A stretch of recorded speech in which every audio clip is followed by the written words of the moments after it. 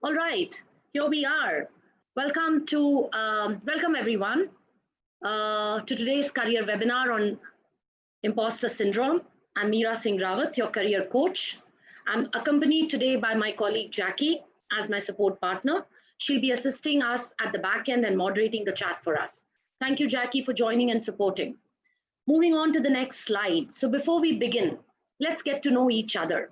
I see the students have already started typing in where they are from. So it'll be lovely if all of you can type your name and the nano degree and that you're pursuing, and if possible, your location, so that everyone gets to know each other and can connect later directly. I always encourage all my coaches to visit the Student Hub and Career Hotline chat room every day and leverage from the Q&A that are being asked there, and also connect and network with other students. So please go ahead and type out your details in the chat box, and let's see where do we have people from. So we have people from Belarus, from Bangalore, India, from Toronto, Canada. We have somebody from Kolkata. We have Ayuk from Turkey. We have Noha from Egypt. We have Robert from Germany. And we have Zubair from London. Lovely. Keep typing your details and feel free to take the contact details of each other, and you can connect with each other later on and see what common things you have and what you can explore. So it'll be a good opportunity for all of you to connect and keep that community going. Monique here is a specialist on it. Last evening, she was there on Ask Me Anything coffee chat with coaches. She's great at connecting people, so it'll be lovely for all you guys to stay connected with Monique too. Monique, welcome to the webinar. It's lovely to have you here. I see Dennis, I see Abby from Canada. All right, and whom do we have? Okay, keep typing, and in the interest of time, now I'm going to begin. So, moving on to the next slide. Now, a quick introduction about me. I'm currently located out of India. I have close to 2.5 decades of work experience in senior leadership roles for large multinational firms and their captives with focus on BFSI. I'm culturally astute with extensive experience in bringing together global stakeholders. I'm known for mentoring, coaching, and developing high-performance teams with diverse capabilities. I have consistently nurtured teams and developed leaders across my tenure at previous organizations. I'm also a certified behavior and personality practitioner specialized in DISC tools. I specialize in career strategy, interviewing skills, and job search. So moving on to the next slide. What are our key learnings today? And what can we expect to gather from this webinar? So here are the 4 points that you can see on the slide. We're going to learn what is imposter syndrome. So coincidentally, I was talking to a few students this morning during the coaching session, and I asked some of them, do you know what's imposter syndrome? And 2 out of 4 said no. I said, great, come over for the session and you will know what it is. Because knowingly or unknowingly, all of us experience this all the time. So this is going to be our learnings today that you see on the slide. Moving on to the next slide, which is the agenda slide. This slide is listed the topics, the subjects that we are going to be covering today. Now we move on to the actual slide, which is slide number 7. And what do we have? We have a poll.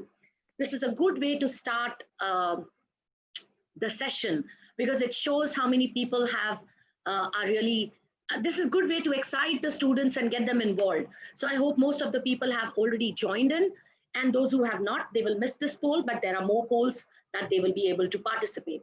Now I'm going to launch the poll, and here we go. Please take a pic. This is anonymous, so you don't have to worry at all. Let's see what each one of us here today has to say. And nobody is judging. It is just to take a sense check on what our views are and how do we look at it. We will give it a minute for everyone to type their responses, and let's see what the responses are. So this is looking very interesting. And all right, please go ahead. Take the poll. It's anonymous totally. And even in the recording of YouTube, it will not come who has typed what. Even the results don't come out. So it's fantastic. I can see almost 70% people have voted. We are just waiting for a few more to complete. There is no reason that we should not be answering a poll. because this really helps us to take some learnings and come back to you with more webinars related to such subjects. So I guess there is only one person left, and that would be Jackie, probably you. So if you also vote, we'll have 100% vote there. So usually for Jackie's webinars, I also take the polls. It's interesting for me also to take a go at it. All right, so I'm going to now end the poll and I'll share the results so all of you can see. Please type a yes if you can see the results. So what do we have? We have 21% who say that they do feel like others think that they are more competent than they are, 21%. 32% have voted for fairly often, 5% have rated as never, 21% as rarely, and 21% as sometimes. So the biggest one is fairly often, as you can see. That takes the show. So great, it's good to know what each one of us, and the beauty is today the audience is from all over the globe, and in our own places, we may be experiencing it in a different way. So when we go through this webinar, you will understand more about it, and you may want to take this poll again at the end of the webinar on your own and ask yourself, if after going through the webinar, would you like to change your opinion? Sometimes it's very interesting to see that at the beginning what we thought, and at the end of the webinar, how do we feel about it? So feel free to make a note of this question and answer it to yourself. All right, I'm going to stop the results, sharing the results now, okay? And we'll get back to our webinar. So moving on to the next slide. What is imposter syndrome? So whether you're accomplished or just starting out, there are times when you feel the pressure of competition, creativity, and the environment. And mind you, this is not just in professional life, it's even in personal life. This morning I had gone for jogging, and one of the 18-year-old girls, she said, would you like to take a sprint with me? Now just think, what would have gone through my mind at that moment? I'm a national record holder for athletics, okay? But that was in another life. Right now, I don't feel I have the endurance or the fitness. But when she said that to me, the child in me said, all right, what's the harm? Now in that moment, I completely felt out of depth. In my mind, I knew she's going to beat me hands down because I don't have that fitness and I don't have the practice. Now, do I call that, okay, I'm going to take a sprint with you and I know I'm going to make it? Now, is that imposter syndrome? Well, there are different degrees where you feel out of depth. This is just one mild example. When we put ourselves up, when we raise our hand to do something where we feel we do not have enough knowledge, experience, exposure, but we still want to take a go at it, somewhere you will feel a tingling feeling inside you. Will I be able to make it?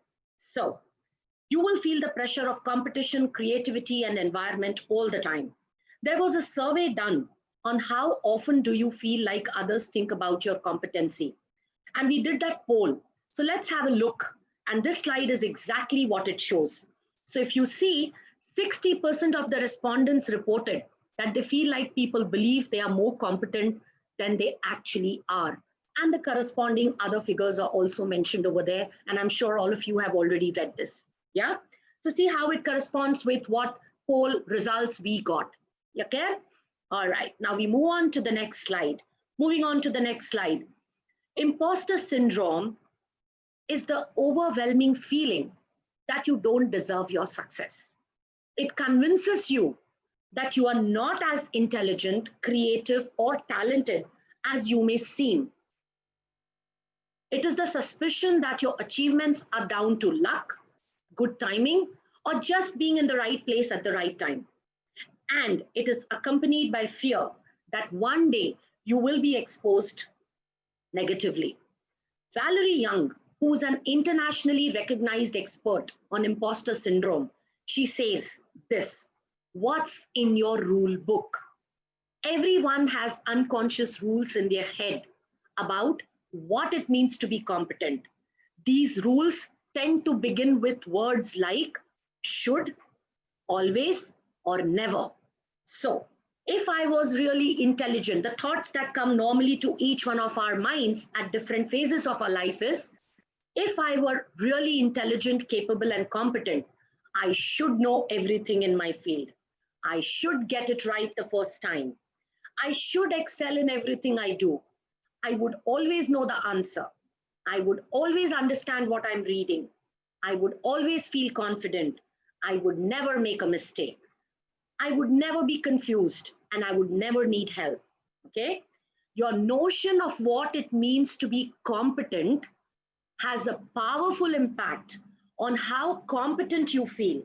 It's also at the core of imposter feelings. So, imposter syndrome can be linked to other feelings of self doubt, such as fear of success, fear of failure, or self sabotage. But it's not simply another symptom of low self confidence or excessive humility. It involves a constant fear of exposure, isolation, and rejection. So, imposter syndrome often strikes at moments of success, starting with a new job, receiving an award or promotion, or taking an extra responsibility such as training others, starting your own business, or becoming a first time parent, and so on. These feelings can inspire you to work harder so as not to be unmasked, leading to further success and recognition, and feeling like an even bigger fraud. It's a harsh word, but often they lead to downshifting. This is when you revise your goals and become less ambitious, which in turn prevents you from fulfilling your true potential. So, moving on, the same subject continues. What is imposter syndrome? Some common thoughts and feelings associated with imposter syndrome include, you can read on the right hand side. The first one is, I must not fail. Now, what does this actually mean? There can be a huge amount of pressure currently not to fail in order to avoid being found out. We have experienced this right from our childhood days. When we are studying in school, when we are studying in university, we want to be there at the top, we want to get the best grades. When we join the first job, we want to be out there and be known by everybody for the right reasons. So, paradoxically, success also becomes an issue as it brings the added pressure of responsibility and visibility. This leads to an inability to enjoy success. Next point is, I feel like a fake. So, imposters believe they do not deserve success or professional accolades and feel that somehow others have been deceived into thinking otherwise. This goes hand in hand with a fear of being found out, discovered, or unmasked. They believe they give the impression that they are more competent than they are and have deep feelings that they lack knowledge or expertise. Often they believe they don't deserve a position or a promotion and are anxious that somebody made a mistake. The next point is, it's all down to luck. The tendency to attribute success to luck or to other external reasons and not to their abilities is a clear indicator of imposter syndrome. They may typically say or think, I just got lucky, or it was a fluke. Often, this masks the fear that they will not be able to succeed the next time. The next point is, success is no big deal. You're thinking in your mind. The tendency to downplay success and discount it is marked in those with imposter syndrome. They might attribute their success to it being an easy task or having support, and often have a hard time accepting compliments. Again, they think their success is down to luck, good timing, or having fooled others. Now we move on to the next slide, and it's a poll again. All right. I'm going to launch the second poll. All those who were not able to participate in the first poll, and if they've joined late, here is your second chance. I have launched the poll. So what is the question? Have you or anyone you know experienced imposter syndrome? It's an anonymous poll. Please go for it. We are just trying to see how many people understand the subject and how many people are here to learn more. So we have almost 80%, 85%, just two more to go. All right, we got 100%. That was in less than 30 seconds. Amazing. I'm going to end the poll and I am going to share the results. Please type yes in the chat if you're able to see the results. What are the results? Whopping 84% yes, and only 16% maybe. Do you see? This is so beautiful. There is not a single person who says no. Welcome to the real world, all right? I'm going to stop sharing the results and we'll go on now to learn more about it. So here we go, all right? Moving on to the next slide, the next agenda item, which is types of imposter syndrome. So here are 5 different competence types, imposter types, okay? Each one has its own focus points, right? The perfectionist. Now, what's a perfectionist? Someone who sets almost impossibly high standards. Their primary focus is on how something is done. This includes how the work is conducted and how it turns out. One minor flaw in an otherwise stellar performance, or 99 out of 100, equals failure and thus shame. So this is one type of personality of people who experience imposter syndrome, the perfectionist. The next type, the expert. Expert is a person who expects to know everything. He's the knowledge version of the perfectionist. Here, the primary concern is on what and how much you know or can do, because you expect to know everything, and even a minor lack of knowledge denotes failure and shame. So this is the second personality type. The third type of personality which faces imposter syndrome is the soloist. They feel they must work alone. Soloist cares mostly about who completes the task to make it on the achievement list. It has to be you and you alone, because you think you need to do and figure out everything on your own. Needing help is a sign of failure and evokes shame in this personality type. The fourth personality type, the natural genius. He thinks everything should be easy. So, natural genius also cares about how and when accomplishments happen. But for you, competence is measured in terms of ease and speed. The fact that you have to struggle to master a subject or skill, or that you're not able to bang out your masterpiece on the first try, equals failure to them.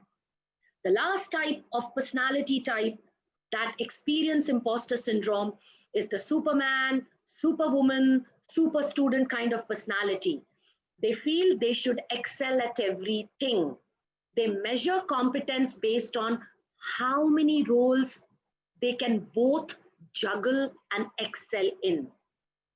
Falling short in any role, as a parent, as a partner, on the home front, as a host, as a hostess, as a friend, as a volunteer, as a colleague, as a line manager, as a boss, all evoke shame because they feel they should be able to handle it all perfectly and easily. Interesting? Just type yes, no, maybe, whatever you feel when you go through these slides, and if you find something interesting and unique. Moving on to the next slide. Here is an interesting flow chart. And I'm going to need all your attention because I couldn't really blow up the picture much more than what I have been able to. Let's take a look and please share your thoughts. What do you relate to from these options on the slide? Please type on the chat. Maybe 1, maybe 2, maybe 3. You know, there could be so many things that you may be able to relate to. So if you're able to read, I know it's a small font, but try and wear your glasses and try and read what's written on the comments and type what comes to your mind. This exercise was done by Dr. Valerie Young, one of the leading experts of this field. So you can read the comments over there on the slide. So read the comments, and if you think that you are able to relate to any of these, or you have seen somebody else relating to this, it's not that if you type something, people are going to think, oh, you suffer from this. No, not at all. It's just an opinion. It's just a view. Have you come across any of these comments?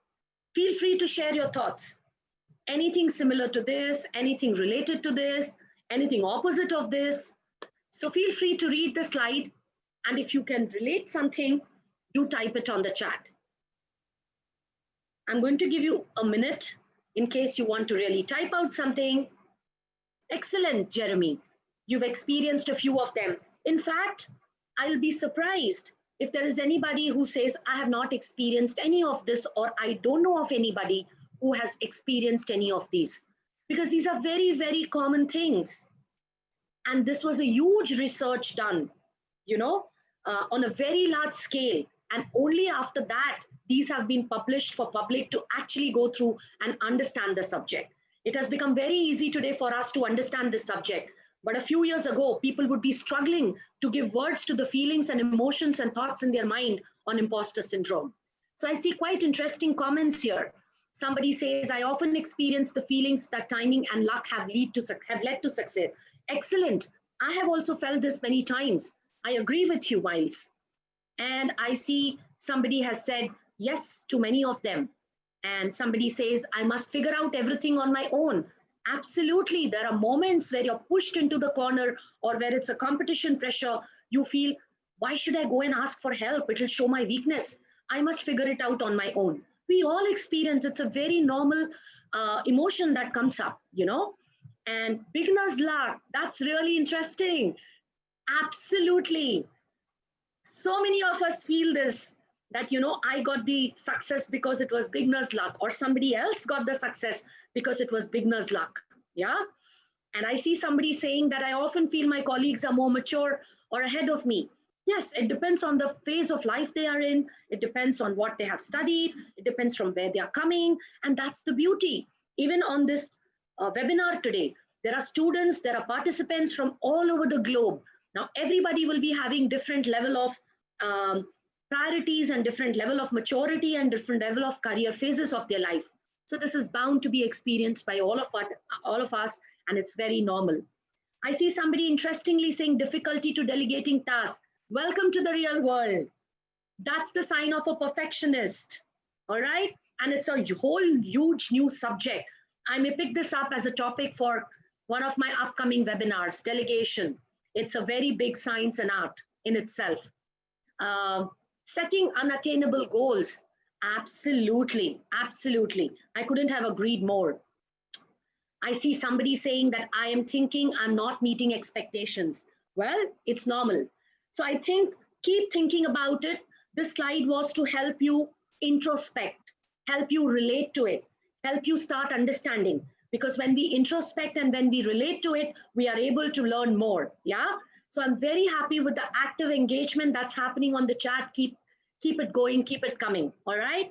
So in the interest of the time, let's go ahead. We are going to move to the next slide. All right. Symptoms of imposter syndrome. Right. What does the slide show us? The slide shows us whopping 12 pointers. I'm going to break it down easily for all of you. The first one, you have difficulty accepting praise. While plenty of people are not good at accepting compliments, imposters actually have trouble internalizing their success to the degree they can't accept praise as valid. They are nagged by a feeling they are not worthy of the praise they receive, or that they were recognized in front of more worthy peers, and it is not a display of false modesty. They truly don't believe they deserve the due credit. This is one of the symptoms of imposter syndrome. Second symptom, you tend to discount your success. So, since those with imposter syndrome have trouble accepting praise as valid, they have a tendency to relate their success to external factors or attribute it to somewhere else entirely. This was really the result of Molly's hard work. I just helped it along. Has that thought come to you ever? Or have you heard this? Smile reading this or hearing this from me, okay? Just keep relating to what I'm saying. Keep introspecting. The third symptom, you are an overworker to a fault. If there were a trait of imposter syndrome that one can identify with the most, it would be this one, overworking. which is both an observed and self-perceived pattern of imposter syndrome. Okay? And it is the person's tendency to keep investing energy and effort into a project long after it has reached the point where it would be more than acceptable to someone else. Imposters recognize this pattern, but they are essentially powerless to stop it. The next symptom, you feel a compulsion to be the best.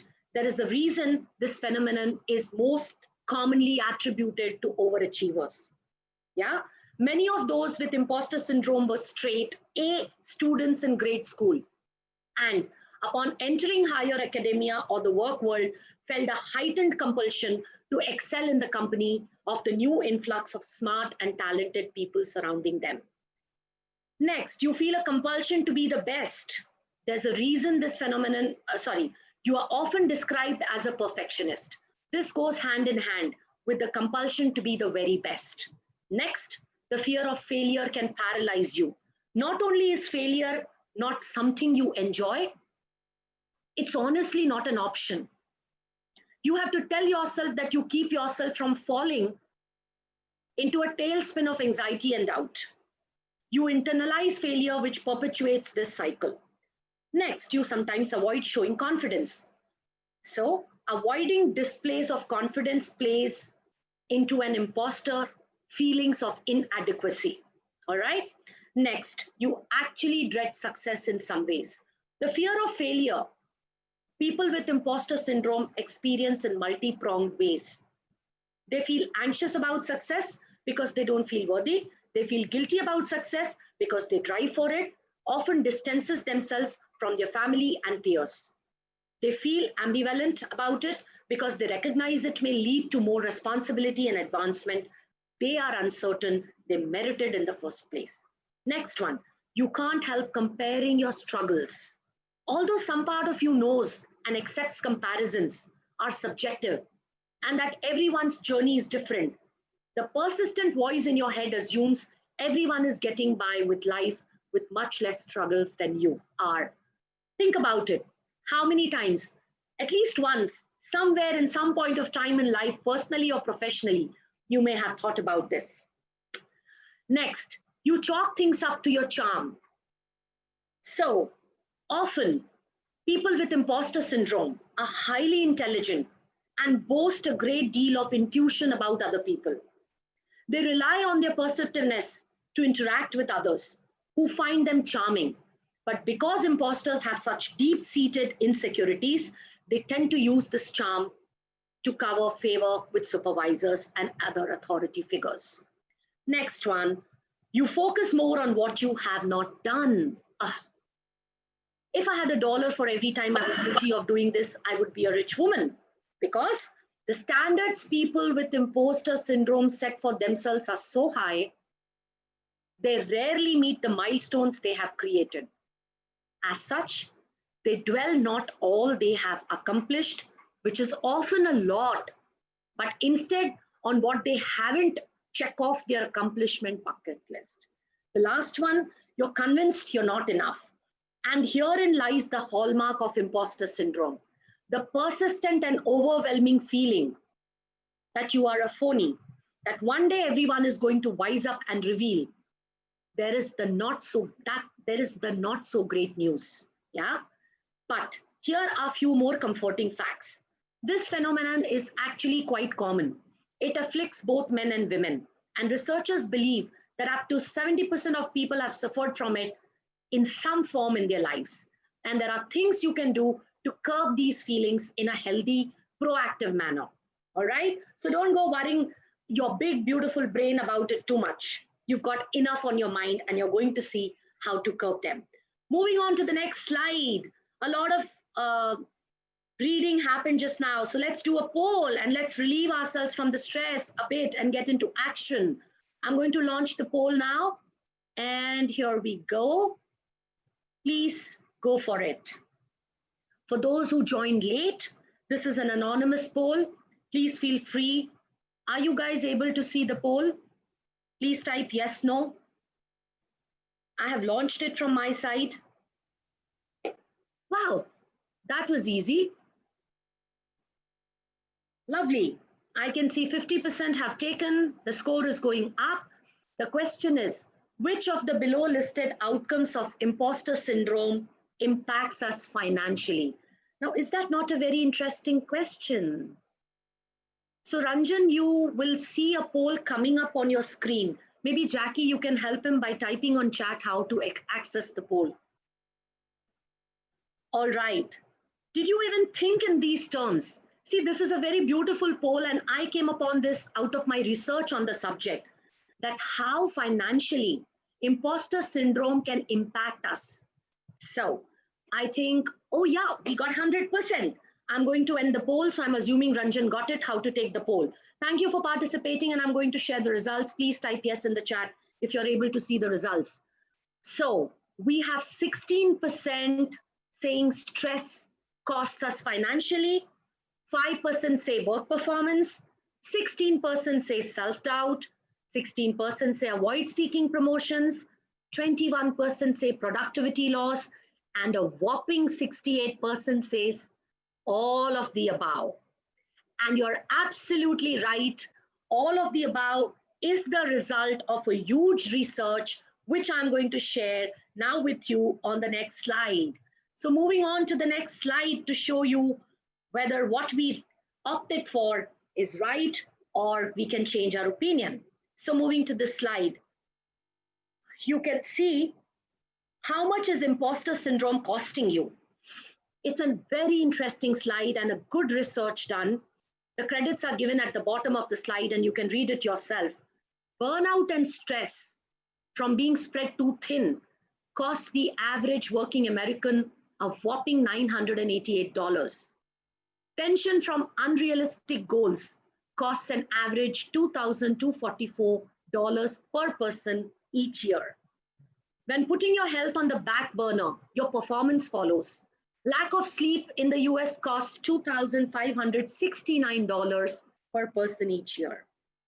Decrease in productivity and mood costs businesses $3,400 per employee each year. Just by avoiding your salary talk and not negotiating your work can cost you $7,528 each year. And last but not the least, on average, Americans spend $18,000 annually on unnecessary purchases. This income could be saved or put towards a side hustle. Now, while these statistics are showing for Americans, but you could relate this individually to your own countries as well. The figures may change, but all of them seem to be holding true. So thank you for sharing your thoughts and thank you for participating in the poll. And if you find anything interesting, feel free to put a comment on the chat. It's always good for the facilitators to keep seeing how engaged our audience is. Keep going. Moving on to the next slide again now. Now this is an interesting slide. Not much content on it. It's easy on your eyes. Take a guess. What percentage of people experience imposter syndrome in a work environment? Okay, let's limit it to work environment or somebody who wants to limit it to both personal and professional life.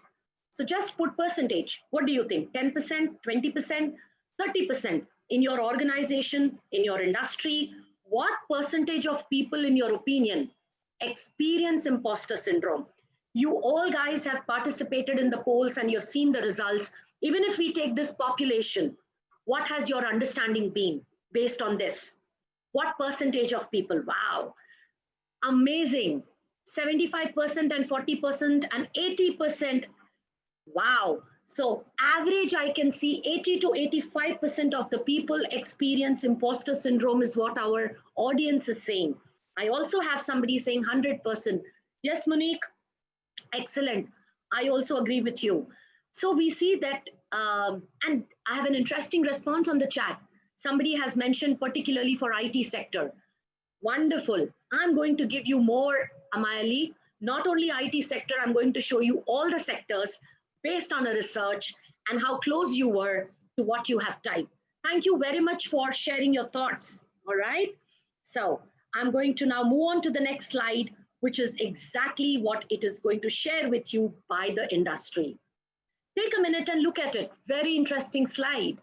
They have given the names of the companies and you can relate them to the industry. So you can see there are companies and industries who have a whopping percentage of 73, 67, 64, and it goes down. So I'm going to give you a minute to absorb the data. Yeah, you can see the names of the company right from Amazon to Facebook to LinkedIn to Google to eBay to Cisco to Apple. If these companies are experiencing, you can imagine how many more companies and industries are a part of it. Interesting? What do you think of this research? All right. Moving on, our time is running out and I'm really worried. Moving on to the next slide. This will be probably the last poll, I think, or maybe the second last, I'm not sure. I'm launching a poll for you guys. And yeah, this is almost the last poll. I've launched the poll. Please feel free to take to pick your choice. What do you think? Is imposter syndrome gender driven? All that we have learned in the last 20 slides, what do we think? Is it gender driven? Is it not? Do women experience it more? Do men experience it more?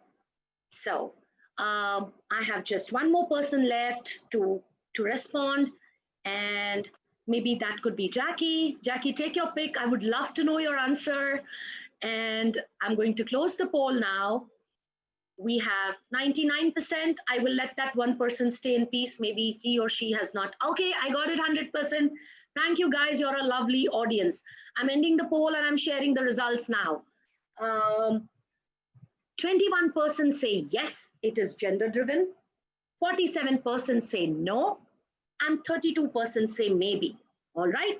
Thank you for your opinions. We can say close to 50% people say that imposter syndrome is not gender driven. Excellent. I'm going to stop sharing the results. The next slide will tell you what the percentage is. So here is the next slide. Now, if you look at this, you have the statistics of what females and males experience as imposter syndrome. It's almost equal. 23% of the women experience imposter syndrome and 25% of the males experience imposter syndrome. So it's actually new to general, everybody experiences it. That's what this statistics tells us. Maybe if we do more research, we can get more details.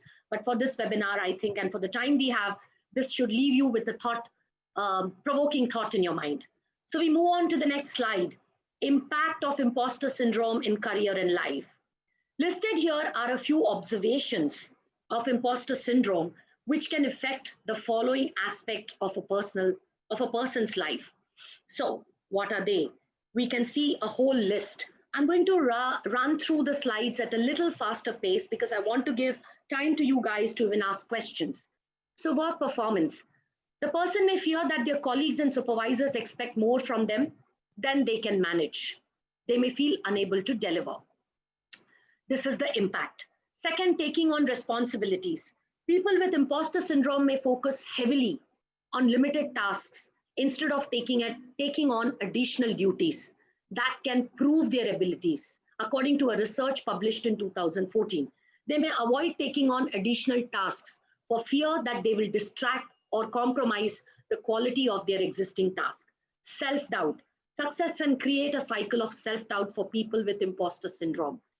Attributing success to outside factors. Individuals with imposter syndrome deny their competency. Job dissatisfaction and burnout.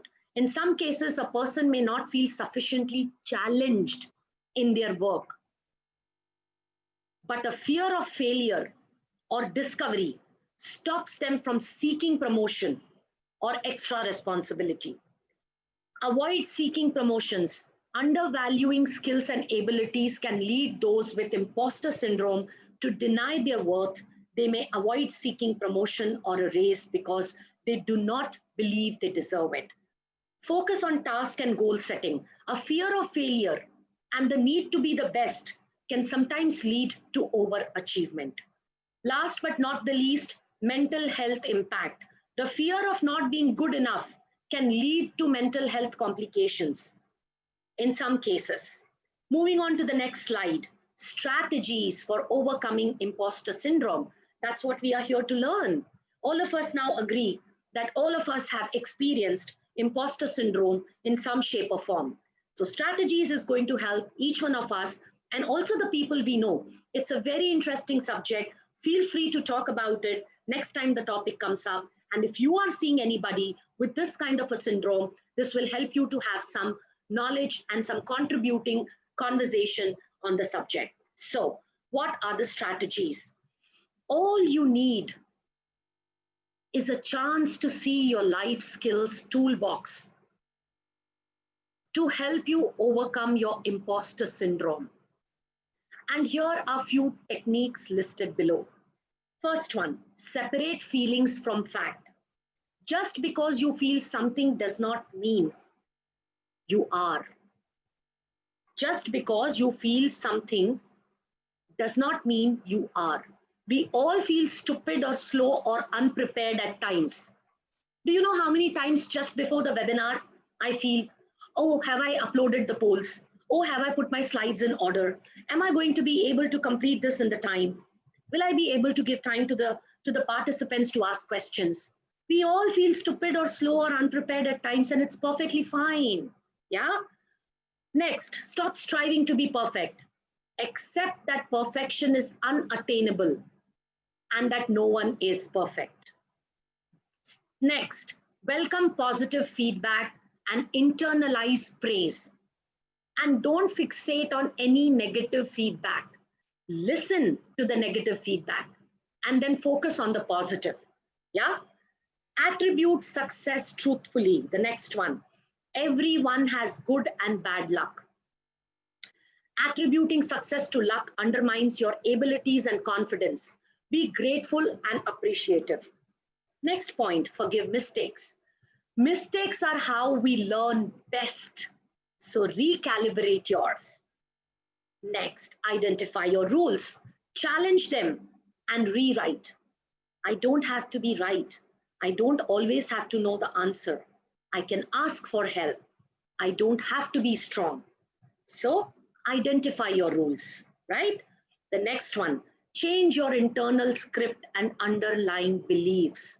The next time you make a presentation, say to yourself, I won't dry up. Everyone feels a little unsure when they start a new job. So it's just natural to feel this way and it won't last. Last but not the least on this slide, make a balanced list of your strengths and accomplishments. It's less easy to discount a success when seen against a backdrop of past successes. I hope this slide gives you a lot of food for thought and it helps you to start looking at things with this new dimension.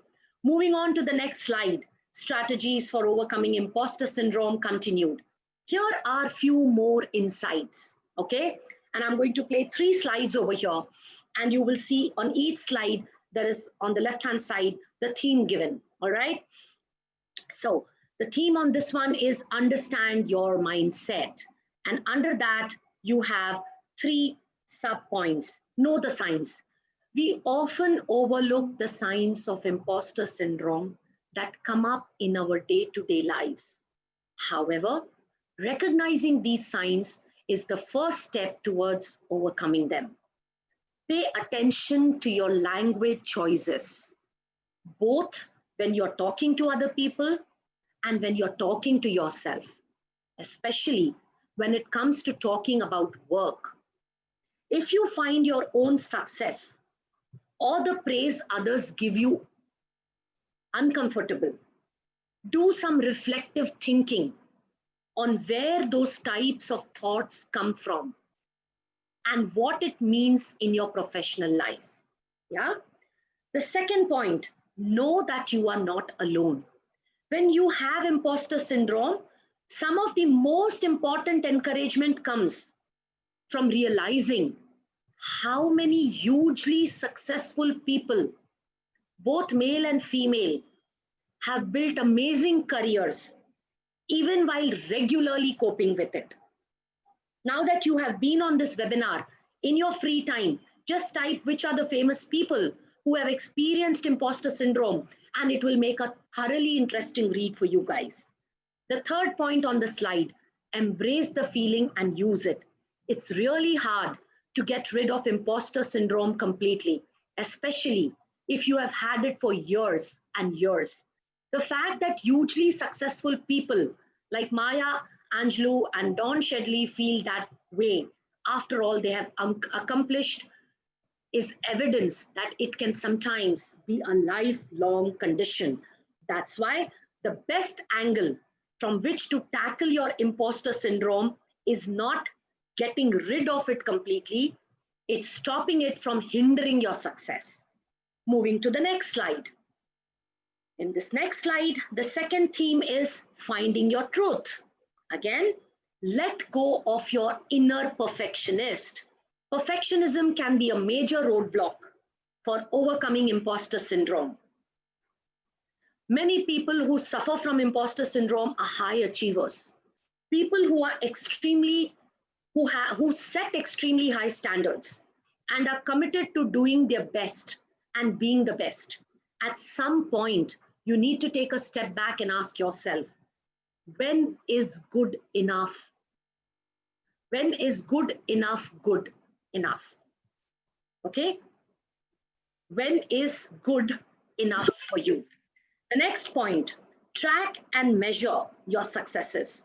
When you feel like an imposter, one of the hardest things to grasp is how much of a role you have in your own successes.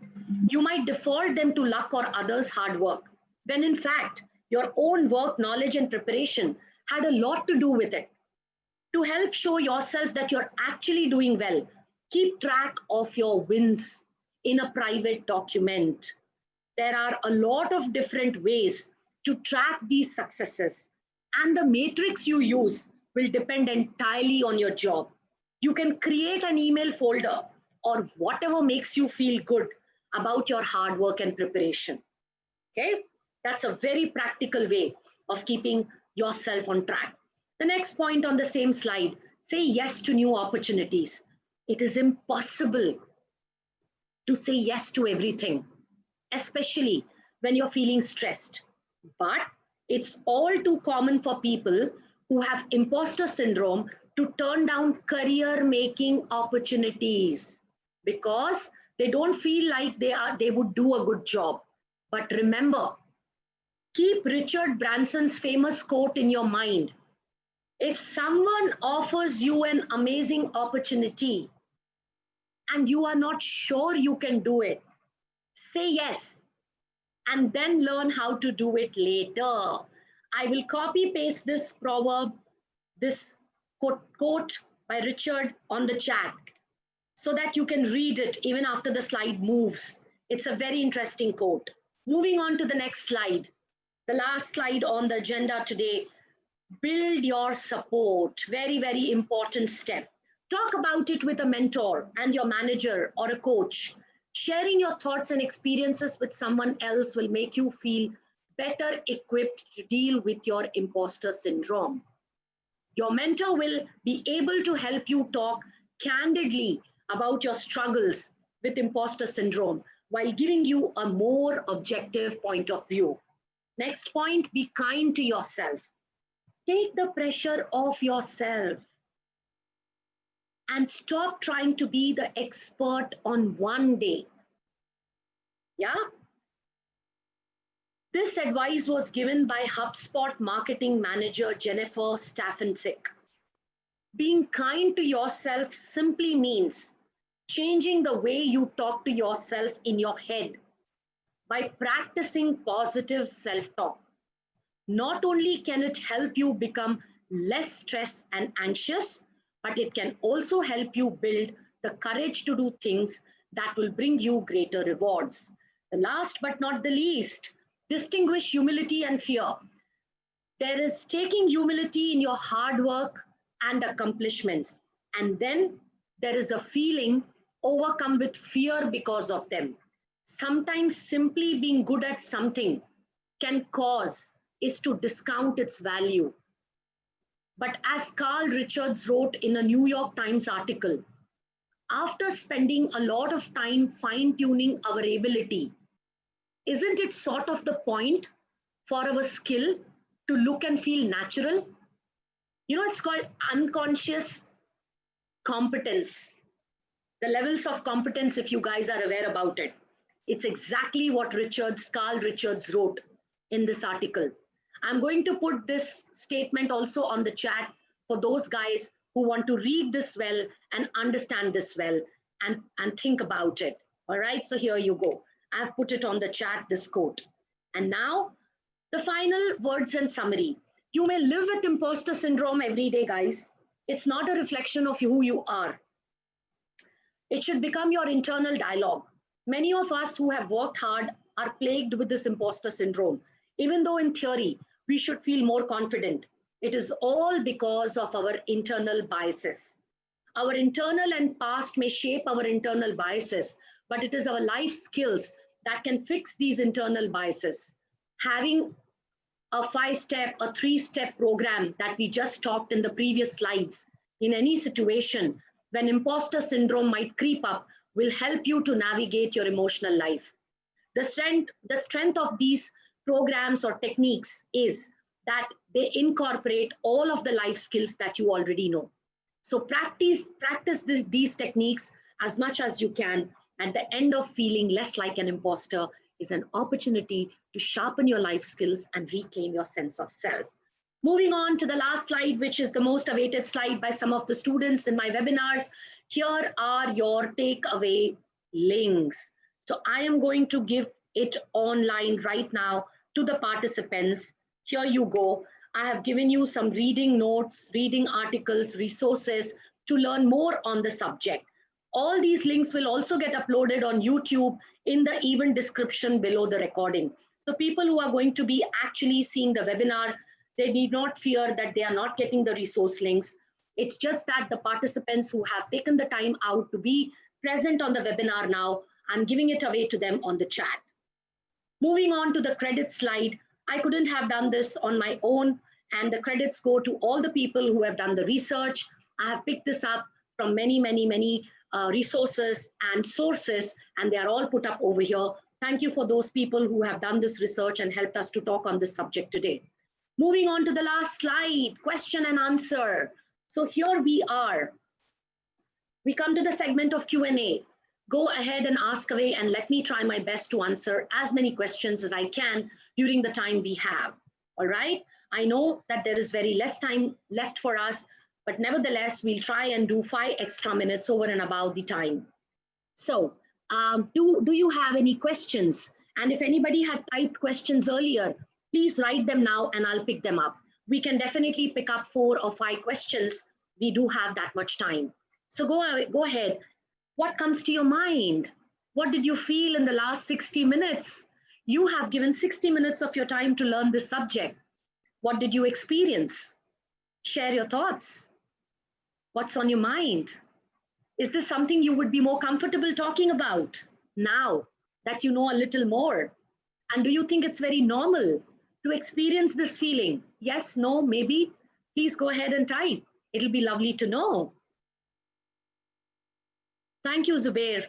Thank you for your comment. All right. Okay, Rama. Yes, cooling down and meditation can definitely help. Monique says, what I have learned over time is being aware of internal negative mind talk and switching it to positive thoughts. Absolutely, absolutely. Jeremy has put a question privately. I'm not sure. Jeremy, would you like me to talk about it right now? Or maybe it was a mistake that you put it privately instead of putting it on to everyone. The question is, how can we help ourselves feel competent for taking an industry job when we lack a degree? Just wanted to make sure you saw. Okay, no, Jeremy, I'm watching everything. All right. How can we help ourselves feel competent for taking an industry job when we lack a degree? Well, some things come with experience, something comes with project work, some things come with actually getting an opportunity while you're doing one job and your organization puts you into a position where they present an opportunity to you. Not for everything you need a degree. All you need is your ability to tell your story, your ability to demonstrate your projects, your ability to show that you have worked in live environment using the techniques, tools, and technology. And at that time, nobody asks for your degree. For example, when we are coaching, nobody asks us for our degree. It's what we demonstrate. It's how we come across. It's how we communicate, and it's how we are able to display. Correct? So this is a larger conversation, Jeremy. And if you have one-on-one career coaching sessions available to you, please feel free to come and we will be happy to pick this up. And also, every Tuesday we have Ask Me Anything events happening. This will be an interesting topic for discussion. So Monique can tell you, and she can even share the link with you. She was there last evening. And please come for that event, and we can have a great conversation on this. I hope that helped you, Jeremy. I see one more question. I found my passion in my study field after graduating with poor grades. That's always on my mind when I introduce myself to people and recruiters. How can I face this? Okay. All right. The student wants to remain anonymous, which is perfectly fine. Okay. Not everything that we do necessarily has to be the benchmark success in life, right? Nobody is going to ask you why you scored poor grades. People are more interested in knowing what knowledge you gathered from it, what skills you gathered from it, and how do you bring it to the table, and how are you able to help us now? So flip your story from a negative mindset to a positive backdrop. I am a graduate in so and so. These are the subjects I have learned. This is how I brought it to life by doing these projects. And I find myself being excellent and delivering this. Flip your story. And if you have a one-on-one career coaching available, please come over. This is an interesting topic and very close to my heart. I can definitely help you in learning how to tell your story. This life is all about personal branding and telling your stories. If you become good at it, and it is one of the most difficult skills to develop, and this is for all you guys, learn to tell your story, and nobody will ask you what you scored and what degree you have. And I'm saying this out of my experience. Yeah. There's one more question, Jackie.